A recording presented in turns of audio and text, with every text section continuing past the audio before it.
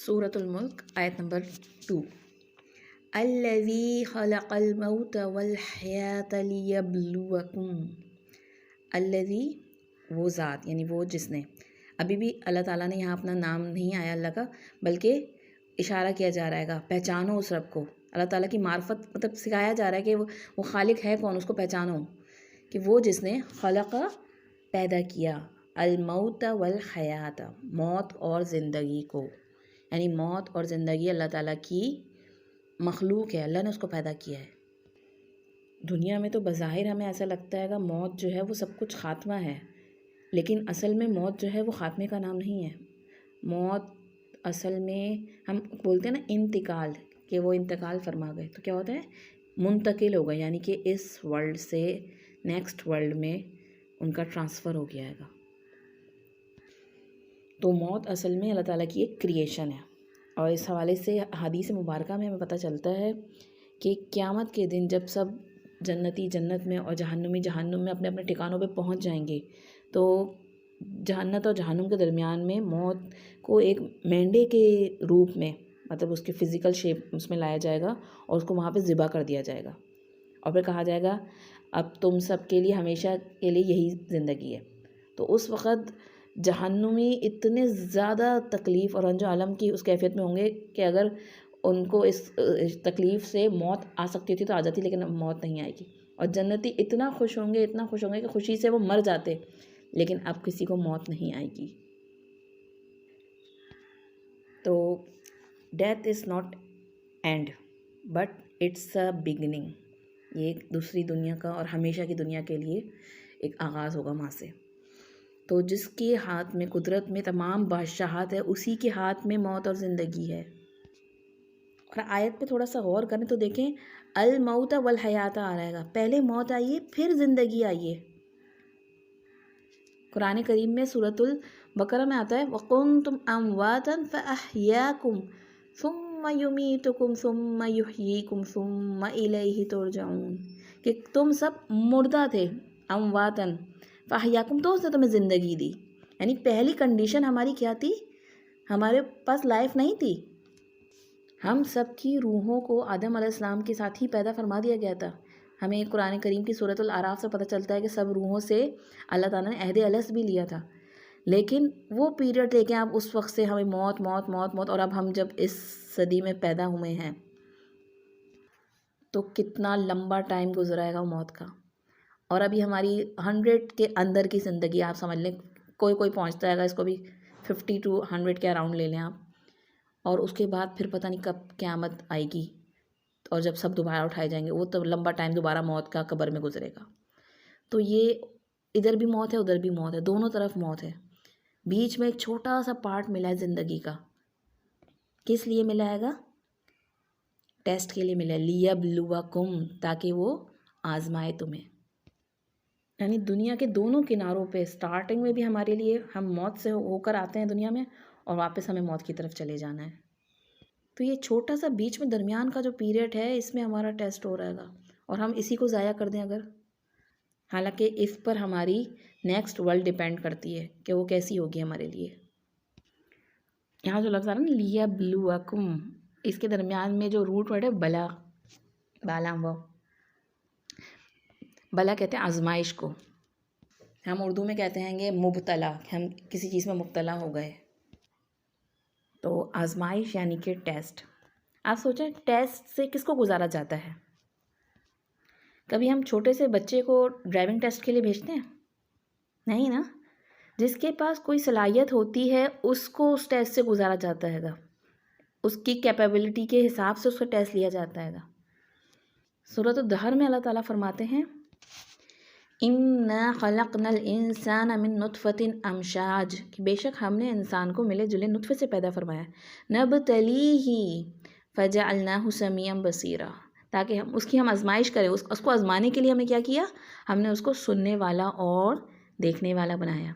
ये अल्लाह ताला ने जो हमें इतनी सारी सलाहियतें दे के, सुनने की, देखने की और सबसे बढ़कर अकल की, इस दुनिया में भेजा है, जिसकी वजह से अकल की बिना पर हमें तमाम मखलूक़ात पे शर्फ मिला है।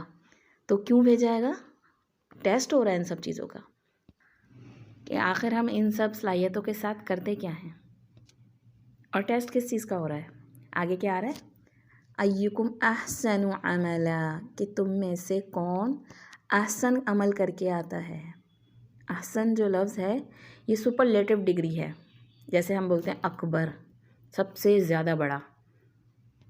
ہم انگلش میں بھی ڈگری سیکھتے ہیں نا، جیسے گڈ اچھا، بیٹر اور بہتر، اور بیسٹ بہترین. تو یہ سپرلیٹو ڈگری ہے. سب سے اچھا کوالٹی والا عمل کر کے کون آتا ہے؟ اللہ تعالیٰ نے یہ نہیں کہا اکثر عملہ، زیادہ کثرت سے کون عمل کر کے لے کے آتا ہے، یا اکبر بھی نہیں کہا کہ بہت بڑے بڑے عمل کر کے کون لے کے آتا ہے. نہیں، ہو سکتا ہے چھوٹے چھوٹے اعمال ہو آپ کی زندگی میں، لیکن وہ اتنے خالص ہوں کہ وہ احسن بن جائیں. تو سب سے پہلی چیز تو جاننے کی ضرورت یہ کہ احسن عمل ہوتا کیا ہے.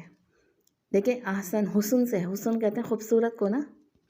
تو اس حسن میں دو چیزیں آتی ہیں دین کے لحاظ سے. ایک پہلی چیز کہ اس کی باطن جو ہے، نیت جو ہے وہ خالص و اللہ کی رضا، کہ وہ اندر سے آپ اللہ کو خوش کرنے کے لیے عمل کر رہے ہیں، اللہ کو راضی کرنے کے لیے کر رہے ہیں.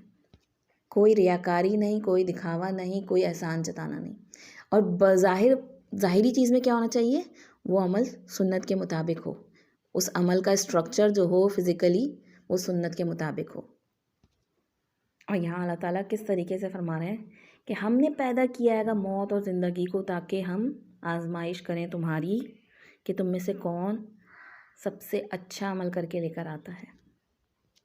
تو اس دنیا میں ہماری آزمائش ہو رہی ہے، اور میں نے آپ کو بتایا کہ آزمائش اسی وجہ سے کیونکہ ہمیں اللہ تعالیٰ نے اتنی ساری صلاحیتیں، اور خاص طور پہ سب سے بڑی صلاحیت کیا دے کے بھیجی؟ عقل دے کے بھیجی ہے. تو عقل مند کون ہوتا ہے؟ نبی کریم صلی اللہ علیہ وسلم کی حدیث مبارکہ سے پتہ چلتا ہے گا، عقل مند وہ ہے جو موت سے پہلے موت کی تیاری کرے، جو کثرت سے موت کو یاد کرنے والا ہو اور اس کی تیاری کرنے والا ہو. زندگی ایک بار ملی ہے، اور موت اس کی اٹل حقیقت ہے کہ آخر کار ہم نے اس سے جا کے ملنا ہے، اور اس کے بعد والی زندگی کا انحصار ہماری اس زندگی پر ہے. تو عقل مند وہی ہے جو ہمیشہ باقی رہنے والی زندگی کی اس زندگی میں تیاری کرے اور آسان عمل کی طرف کوشش کرے. ایسا نہ ہم اپنے آپ کو آرام سے بیٹھے ہوں، نہیں الحمدللہ میں تو اتنا قرآن بھی پڑھتی ہوں، اتنے نمازیں بھی پڑھتی ہوں، اور اتنے ڈھیر لوگ ہیں اس دنیا میں اتنے برے برے عمل کر رہے ہیں. اس کا مطلب یہ ہے کہ میں اپنے عمل پہ راضی ہوئے بیٹھی ہوں کہ میں جو کر رہی ہوں بس کافی ہے. یعنی میں نے اپنے کم عمل کو ہی آسان عمل سمجھ لیا ہے، کیونکہ وہ میری نظر میں زیادہ ہے. مجھے نہیں پتہ اللہ تعالیٰ کی نظر میں کیسا ہے، کتنا ہے. اللہ تعالیٰ نے کیا پتہ مجھے اس سے زیادہ صلاحیتیں کیوں کرنے کی. تو نیکی کے راستے میں مرتے دم تک ہمیں ترقی کرنی ہے، آگے بڑھنا ہے، اللہ سے اپنا تعلق کو امپروو کرتے جانا ہے. اور اس کے لیے پھر اللہ تعالیٰ نے جو ہمیں عقل دی ہے نا، اس کو استعمال کرنا ہے، غور و فکر کرنا ہے اللہ تعالیٰ کی اس کتاب میں. کچھ مفسرین کی رائے ہے کہ عقل مند شخص کون ہوتا ہے گا. پہلی رائے ہے کہ عقل کے اعتبار سے جو شخص کامل ہو، جس کی عقل صحیح کام کر رہی ہو. سفیان ثوری رحمۃ اللہ کہتے ہیں کہ دنیا کے اعتبار سے جو شخص بے رغبت ہو وہ عقل مند ہوتا ہے. جیسے ابھی حدیث میں پتہ چلا نا کہ تو دنیا میں رہتے ہوئے آخرت کی تیاری کرے. تو عقل مند کون ہے؟ خالی وہ عقل مند نہیں ہے جو بظاہر ایسا لگتا ہے کہ اس میں بڑی عقل ہے، بلکہ جو اس عقل کو استعمال بھی کرے. تو عقل مند شخص جو ہوتا ہے وہ اپنی عقل کا صحیح استعمال کرتا ہے، اتنی ہی چیزیں اپنے پاس رکھتا ہے جتنی اس کی ضرورت ہو. ضرورت سے زائد ایکسس سامان اگر جمع کر لیں گے تو ظاہر سی بات ہے انہی کی دیکھ بھال میں اور اسی میں سارا وقت چلا جائے گا آپ کا. تیسری رائے ہے کہ حرام کاموں سے پرہیز کرنے والا اور اللہ کی پسند کے کاموں میں رغبت کرنے والا شخص عقل مند ہے، کہ جو اللہ کے حرام کردہ کاموں سے بچے اور اللہ کی رضا کرنے والے کاموں میں آگے بڑھے. چوتھی رائے ہے کہ موت کو یاد کرنے والا، اس کی تیاری کرنے والا. پانچویں رائے عقل مند وہ ہے جو اپنی ذات کے عیبوں کو جاننے والا ہو، اپنی کمزوریوں کی طرف اس کی نگاہ ہو، اس کو امپروو کرنے کی کوشش کر رہا ہو. آج سارا فوکس شیطان نے ہمیں دوسروں کی طرف لگا دیا گا، اس میں تو یہ برائی ہے، اس میں تو وہ برائی. ہاں نمازیں تو پڑھتی ہیں، دین کے کام تو کرتے ہیں، لیکن یہ تو کرتے نہیں ہیں. یعنی دین والوں کو بھی ایک ایک اینگل سے ایسے پرکھا جا رہا ہوتا ہے کہ جیسے ان کے خدا یہی ہیں، انہوں نے ہی حساب کتاب لینا ہے، خود خواہ وہ نماز بھی نہ پڑھتے ہوں. تو عقل مند نہیں ہے وہ. عقل مند وہ شخص ہے جو اپنے اوپر نگاہ کرے، فوکس کرے بیٹھا ہے کہ میرے اندر کہاں کہاں ابھی تک پرابلم چل رہی ہو، میں تو ابھی اس چیز سے نہیں نکلی ہوں، یا اللہ میرا اخلاق یہاں بہتر کر دے، میں غصے کو کنٹرول کر لوں، میں زبان کے گناہوں سے اپنے آپ کو بچا لوں. اور آخری رائے یہ ہے کہ جو تقدیر پہ سب سے زیادہ راضی ہونے والا ہوتا ہے وہ عقلمند ہے، کہ یعنی اللہ تعالیٰ نے اس کے مقدر میں جو کچھ لکھ دیا ہے وہ اس پہ راضی ہے، اس کو صرف ہر وقت دنیا کی حرص نہیں ہے کہ نہیں مجھے اور چاہیے، بلکہ دنیا سے ایک آپ کی نا ایموشنل اٹیچمنٹ نہیں ہونی چاہیے، بہت زیادہ ایموشنل اٹیچمنٹ آپ کی آخرت سے ہونی چاہیے، جو میرا آخری گھر ہے، جو میری منزل ہے، اس کی طرف زیادہ دھیان ہونا چاہیے۔ دنیا میں رہنا ہے، دنیا کے سارے کام کرنے ہیں، سب کچھ ہے، یہ ساری ذمہ داریاں ہیں، اور انہی ذمہ داریوں کے ساتھ کو بہترین انداز سے ہم کریں گے تو ہمارا آخرت میں ظاہر سی بات ہے اس کا ریوارڈ ہے۔ لیکن ایسا نہ ہو ان ذمہ داریوں میں ایسا کھو جائیں کہ بس انہی کو سب کچھ سمجھ لیں۔ تو یاد رکھیں کہ یہ تمام نعمتیں جو ہمیں ملی ہیں یہ سب امتحان کے لیے ملی ہیں۔ علم ملا ہے تو اس کا بھی امتحان ہے، خوبصورتی ملی ہے تو اس کا بھی امتحان ہے، اولاد ہے، میرا ہر بچہ جو ہے میرا ایک ٹیسٹ پیپر ہے، میری گفتگو کا امتحان ہے، تمام معاملات کا، لین دین کا، رویے کا، سوچ کا، ایون کہ میری خاموشی بھی میرا امتحان ہے، اس کا بھی ایک پرچہ ہے، وہ تیار ہو رہا ہے کہ جس جگہ خاموش رہنا نہیں چاہیے تھا، اللہ کی حدود کہیں ٹوٹ رہی تھی، وہاں ایک ریئیکشن دکھانا چاہیے تھا، برا ماننا چاہیے تھا، وہاں ہم خاموش کھڑے رہے، اور جس جگہ اپنی ذات پہ بات آئی تو وہاں جہاں خاموش رہ کے غصہ پی لینا چاہیے تھا وہاں ہم بھڑک پڑے۔ یہ بھی تو امتحان ہے کہ ہم کیا کر رہے ہیں، ہم کچھ کر رہے ہیں تو وہ بھی ہمارا لکھا جا رہا ہے، اور اگر کچھ بھی نہیں کر رہے ہم خالی بیٹھے ہیں تو وہ بھی ہمارا جو ہے ایک طرح سے ہم ضائع کر رہے ہیں اپنی صلاحیتوں کو، اپنے وقت کو، وہ بھی لکھا جا رہا ہے، وہ بھی ہمارا عمل ہے۔ یا تو عمل ہمارا پازیٹیو ہوگا یا ہمارا عمل نیگیٹو ہوگا، یا تو دائیں ہاتھ کی طرف لکھا جائے گا یا بائیں جانب لکھا جائے گا، اور ہماری رپورٹ کارڈ تیار ہو رہی ہے ساتھ ساتھ۔ اللہ تعالیٰ نے ہمیں دنیا میں ڈوز اینڈ ڈونٹس دونوں بتا کے بھیجا ہے نا، تو احسن عمل جو ہے وہ خالی نیکیاں نہیں ہیں، آپ کا برائیوں سے رک جانا بھی احسن عمل ہے، جیسے ہم نے بتایا نا حرام کاموں سے بچ جانا، کہ اگر کوئی اپنی نظروں کی حفاظت کرتا ہے تو یہ بھی احسن عمل ہے، اگر کوئی گانے نہیں سنتا ہے تو یہ بھی احسن عمل ہے، اس کا ایفیکٹ ہوگا اس کی ذات پر، اس کی زندگی پہ، دنیا میں بھی اور آخرت میں بھی۔ اور ایک رائے یہ بھی ہے کہ احسن عمل وہ ہے جو آخرت تک پہنچ بھی جائے، یعنی ضائع نہ ہو جائے، ہے نا، ہم نے عمل بھی کیا اور ریاکاری کر دی، ضائع ہو گیا، ہم نے عمل بھی کیا، نیکیاں کریں اور تکبر میں آ گئے، ضائع ہو گیا، ہم نے عمل بھی کیا، دوسروں کی مدد کری، احسان جتا دیا، ضائع ہو گیا۔ تو وہ عمل جس کو حفاظت کے ساتھ اس کو لے بھی گئے، کیونکہ عمل کرنا اتنا مشکل نہیں ہے، عمل اچھا کرنے کے بعد اس کو سنبھالنا، اس کی حفاظت کرنا اور زیادہ مشکل ہے۔ آپ دیکھیں نا، کوئی بھی نعمت جب نہیں ہوتی ہے گی تو اس کو پانے کی شوق ہوتا ہے گا، لیکن جب وہ آ جاتی ہے تو پھر اس کی حفاظت کا خوف لگ جاتا ہے گا کہ کہیں اس کو کچھ ہو نہ جائے، کہیں اتنی قیمتی چیز کھو نہ جائے۔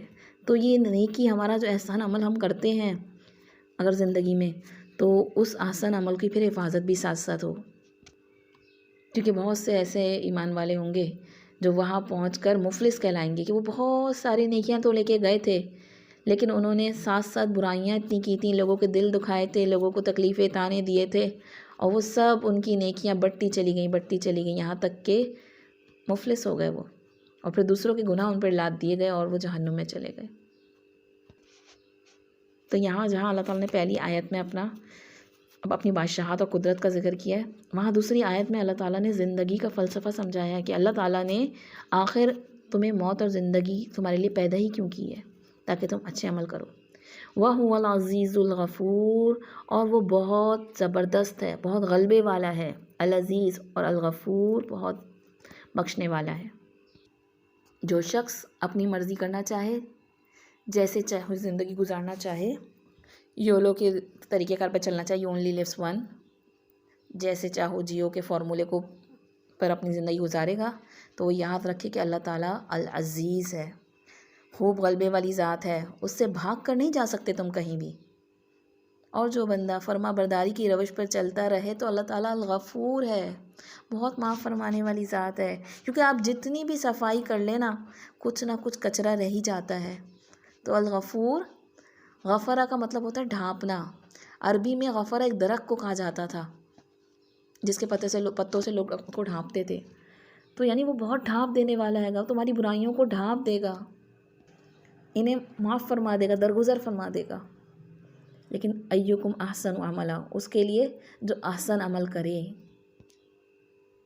تو اب ان دونوں آیتوں کو لے کے تھوڑا سا غور و فکر کریں کہ ایک اللہ تعالیٰ کی قدرت کاملہ کو سامنے رکھ کر اور پھر اس کی موت و زندگی کا جو اللہ تعالیٰ نے ہمارے لیے بنایا ہے ایک ٹیسٹ کے طور پر، اور پھر اپنے آپ سے سوال کریں کہ واقعی میں کتنا احسن عمل کے حوالے سے سیریس ہوں.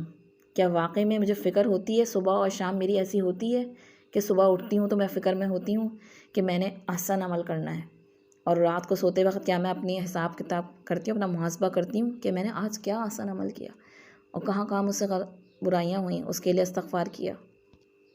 کیونکہ یہ دن رات یہ جو اس طرح چکی کی طرح چل رہا ہے، گھوم رہا ہے، کتنی تیزی سے وقت گزر رہا ہے، ہماری زندگی کٹ رہی ہے، اور یہ بہت چھوٹی ہے. آگے پھر موت آ جائے گی، اور ہم نے بس جو چھوٹی سی لائف میں جو اپنے نامہ اعمال میں لکھ لیا نا، خواہ اچھا خواہ برا، خواہ کسی بھی لیول کی نیت کا، وہ سب ہمارا اس پہ ڈیپینڈ ہے ہماری نیکسٹ لائف.